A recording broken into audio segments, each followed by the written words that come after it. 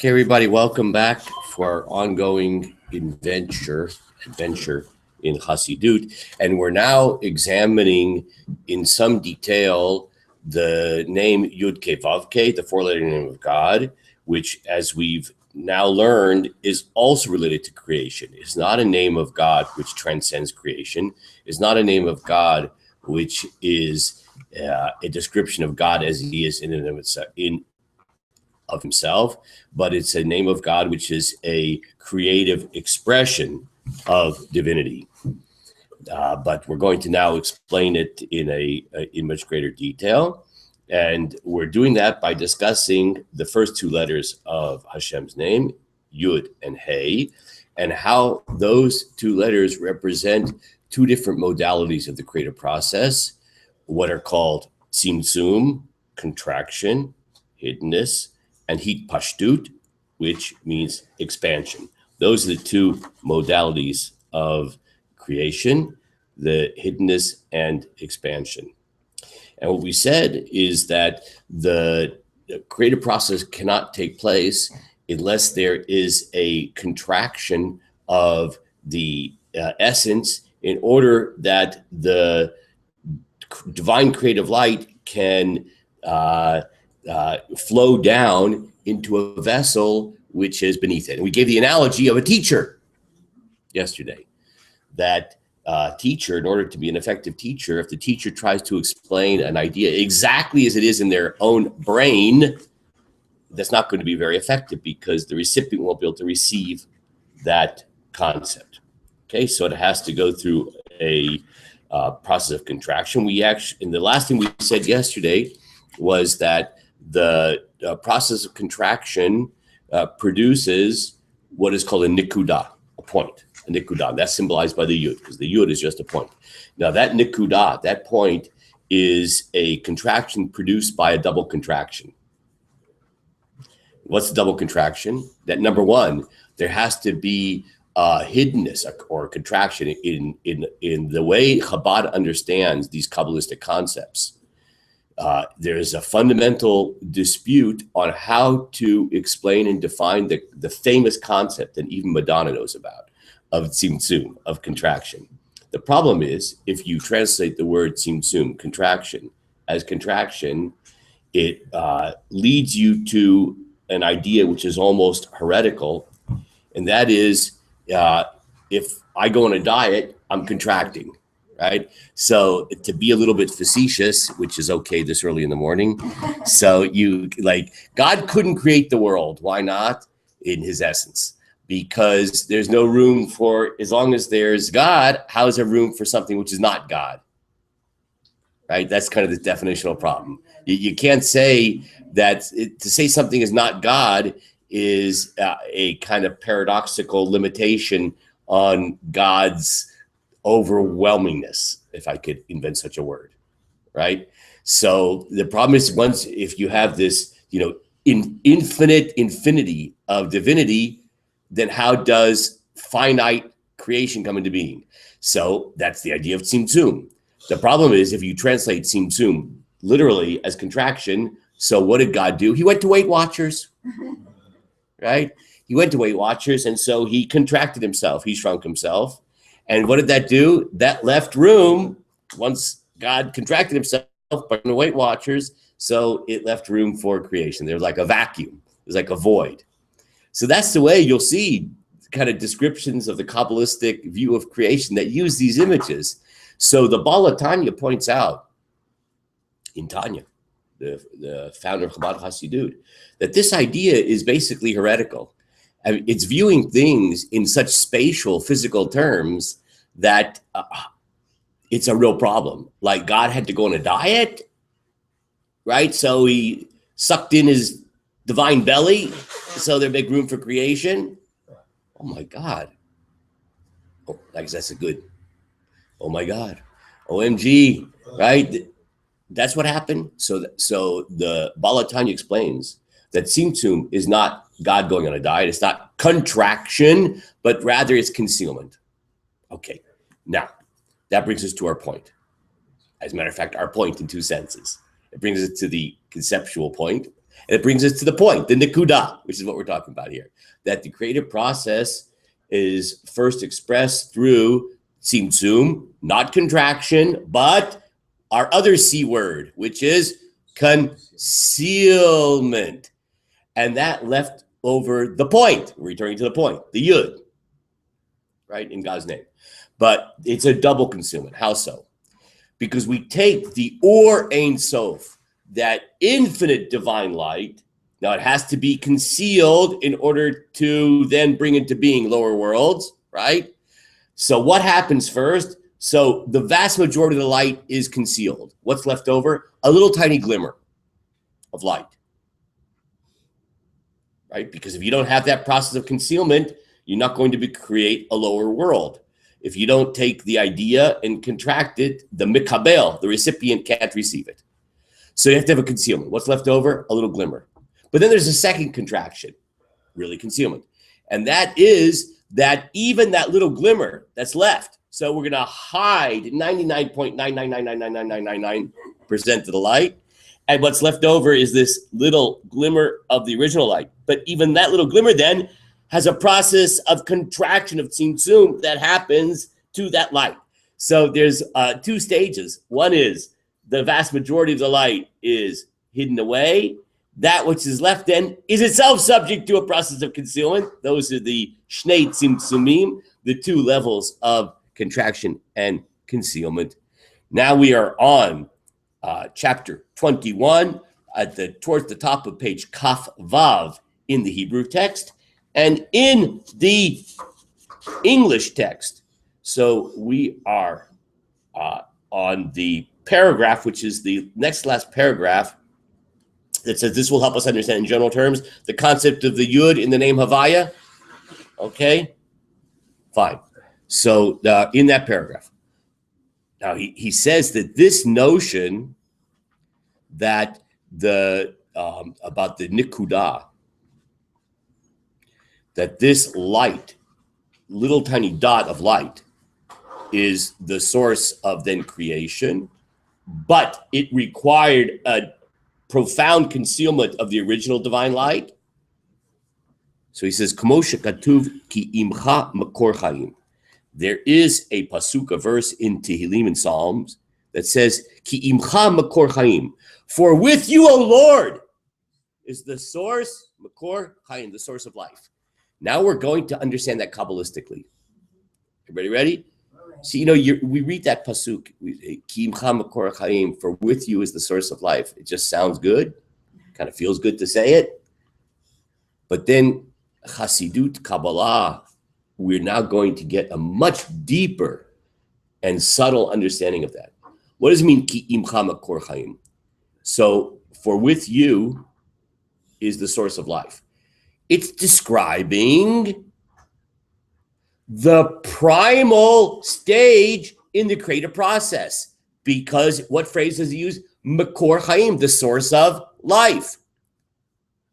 So you see, on a superficial level, you'd say, oh, it's just saying, God, you were the source of all existence. Everything comes from you, God. Thank you, God. Of course, it's all good. And believe me, if we had that level of consciousness all day long, we'd be in really good shape. But it's not just saying, for with you is the source of life, right? God, you're the source of all things. It's saying something more precise. It's saying that with you is the primal source of the divine light, which brings into being. How so? Listen to this interpretation. Degam makor chaim hu rak imcha levad. Notice the verse says that with you is the source of life. That source of life, that creative energy, that creative light, is only with you. She'eno be'erach hatzmut klal. It's actually not essence at all. Now, let me explain what I mean. He's making a linguistic comment. If I say, my dog came with me to the park. With me. How many entities are we talking about? 2. Zev? Excellent. He loves dogs. And he loves dogs. That's true. So my dog came with me. Yeah, So there's the with me, there's the me and with me. That's not inaccurate. Beautiful. But the dog is not him. Let's hope. Okay. So have you noticed that people at a certain point start to look like their pets? Yeah, that's right. Okay, so just be careful. So in any case, so when it says ki imcha makor chaim, for with you God is the source of life, what is that saying? That the source of life is only with you, God, meaning they're two entities. There is God separate, like Larry said. There's the essence of God, and the source of life is not the same thing as God. It's with God. Now, of course, everything comes from Hashem. But what this is trying to emphasize is that there is a distinction. There must be a distinction between God in his utterly unknowable essence, completely transcendent, completely beyond, on the one hand, and the source of creation. There's like an unbridgeable gap, except for it is bridgeable because it happened. But that's a paradox, which only Zev could understand. And we're not going to try to understand that. But just the point right now is there is the utterly beyondness of God. And then even the very primal source of light, that nikuda, what's a nikuda? That point symbolized by the, what letter in God's name? Yud. This is unbelievable. You are getting PhDs from the Madonna School of Kabbalah. This is unbelievable. That nikuda is not God's essence, but it flows from God's essence. Right? It resides with God. So you can remember that the rest of this day. Ki imcha, for with you, O Lord, is the source of life. That nikuda is with you, but it is not you. I would use a different word than source. I would use instrument of creation. Beautiful. It is certainly an instrument. It's a way that God, a tool that God uses to create. And in that sense, like the person and the instrument are two different things. Thank you. That is a nice image. Okay. V'nikra. Now this is called, meaning God's essence. It's called the following. Now this is going to be a Kabbalistic term. You can use this in the course of the day to impress your friends and intimidate your enemies. V'nikra stima dikol stimin. This is an Aramaic phrase, which is from the earliest Kabbalistic literature. Stima dikol stimin. The hiddenness of all hiddenness. Mm-hmm. God in his essence is the hiddenness of all hiddenness. The late machshavat tfisa be, that no thought can grasp him, klal at all. That's from Tikkunei Zohar, this very, very ancient Kabbalistic work. Gam lo bechinat machshava hakduma, even those primal, essential level of intellect cannot grasp that essential, transcendent aspect of God. That's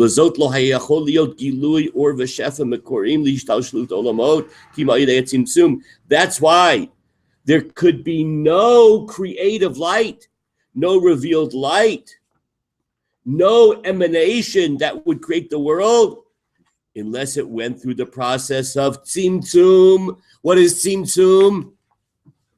Concealment. Thank you. What is a not good translation of tzimtzum? Contraction. Oh my gosh. OMG. Zeph, are you blown away? Shehu inyan hit almut haor. What is tzimtzum? It is the hit almut haor, the hiddenness of the light. I want to now show you something, an idea that many of you may have heard before. That phrase, hit almut haor, the hiddenness of the light, the concealment of the light. That's what tzimtzum is. He's just alluding to what we just said before. That is not contraction, is hiddenness. Hit almut means hiddenness.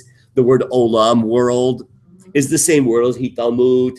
The very Hebrew word for world is hiddenness. Right? It's the divine essence is concealed, right? So there could come into being olam. There cannot be olam without hiddenness. There cannot be olam. There cannot be world without contraction, hiddenness. Sha'or nichlal v'nit aleim, that the light is subsumed and hidden ba'atzmuto tchila, in and of itself. The divine light must become internally hidden and concealed, so that at least a little bit could then come into a state of revealed light, which then is the source of creation. That's the nikudah. So the nikudah is what remains after the first process of tzimtzum, of concealment. And that which is left over is that which is necessary and needed for the process of bringing the worlds into being, shehu hayud, and that's symbolized by the yud. So far, so good. Valzen nemar megale amukot mini choshech. Every pasuk in Tanakh, every verse in the Tanakh, in Hebrew scripture, no verse can be understood properly without these Hasidic Kabbalistic insights. Now we're going to look at another example. We had the example of Kim Cham Korachim, for with you is the source of life. Not you, but with you. Now we're going to take a look at another pasuk. This pasuk is from the book of Iyov. Can anybody tell me how you say Iyov in English? Job. Thank you. So that pasuk says the following: Megala amukot mini choshech. That God reveals the depths out of the darkness. God reveals the depths out of the darkness. So many levels you could interpret that on. So he says, you know what that's saying? Demibichinat choshech vehelem ha'atzmi de'ein sof shenikra choshech sitro shu bichinat stima dekol stimin nimshach gilui bichinat nekuda hanal. That God reveals, right, that there's a creation process, but where does it come from? Mini choshech, from the darkness. What is that word darkness in the pasuk an allusion to? The unknowable essence of Hashem, the utterly transcendent, utterly beyond darkness, beyond anything we could possibly connect to. Shenikra choshech sitro. And it's also alluded to by in Tehillim. It's called choshech, that same word again. Darkness, sitro of his hiddenness. Choshech sitro, the darkness of his hiddenness, that's an essence to Ein Sof, the unlimited transcendent God. And we learned that other term, stima dekol stimin, the hiddenness of all hiddenness. You're going to use that term today, right? You're going to find some time to say, I'd like to talk to you about stima dekol stimin. Okay?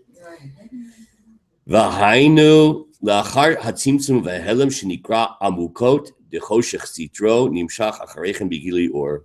That is to say, after the contraction, the concealment, the hiddenness of that is called the depths of the hiddenness of his darkness. After that comes the revelation of the light. Let's see if we can finish this chapter. Now it's true. Only a little dot appears. Only the nikudah. And that dot, it's interesting. Here's the irony.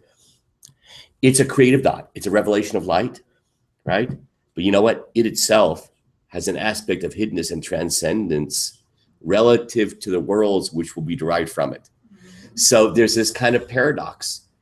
The creative light of God itself, which is a product of the concealment of divine light, but then allows for revelation of worlds, it itself, relative to what will come from it, is in a state of transcendent hiddenness.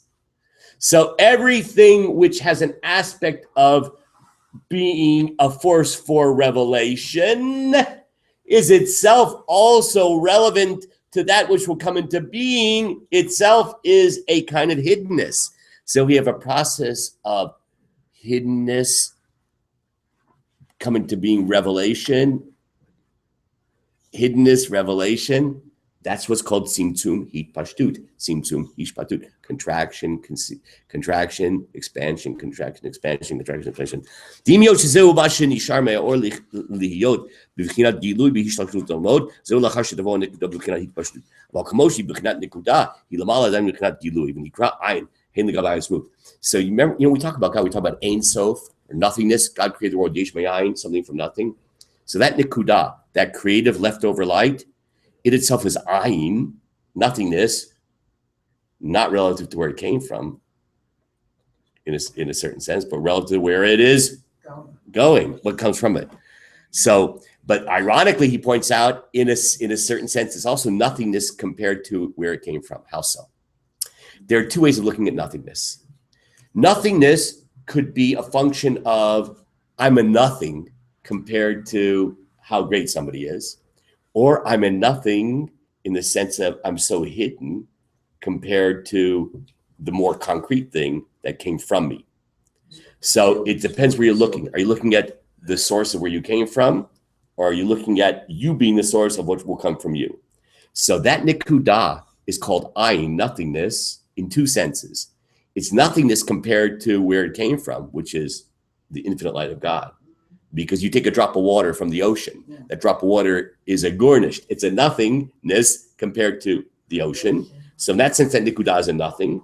But it's also a nothing relative to what will come from it, because it has the sense of being transcendent, right? Relative to what will come from it. And that is the last point that he makes here. And tomorrow, Bezrat Hashem, we will continue with the next chapter, chapter 22. Have an incredible day.